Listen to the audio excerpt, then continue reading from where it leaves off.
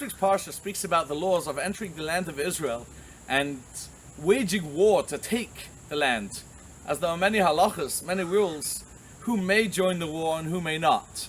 And the chapter begins with the words, Shema Yisrael, hear O Israel, you will be waging war.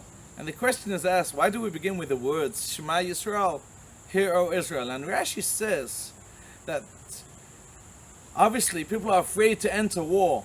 But if we have only one mitzvah, the mitzvah of saying Shema Yisrael, it's enough to win the war.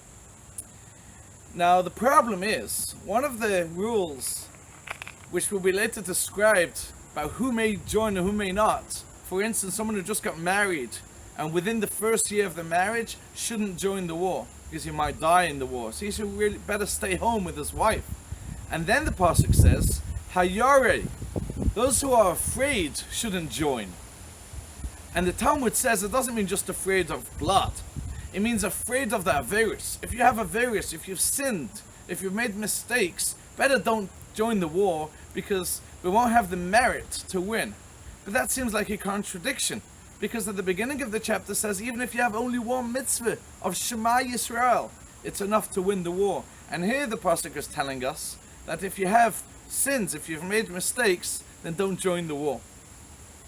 Friends, I think the answer is, it says if you're afraid of your sins. If you're walking around all day saying, oh, I'm such a bad person, I'm a terrible person, I've sinned, Hashem hates me, you shouldn't join the war. But if you're walking around saying, I done one mitzvah today, I'm so proud of myself, Hashem loves me, this is awesome, I done a mitzvah, I said the Shema, that's enough to win the war. Stop focusing on all your mistakes. Recognize that with one mitzvah, how much Hashem loves us. And that obviously goes to say, if one mitzvah is enough to win the war, every additional mitzvah we do, the reward is endless. Thank you and good Shabbos. And we will be spending Shabbos once again at the community in Northeast Philadelphia, Rabbi Isaacson Shul. We're very much looking forward. Good Shabbos.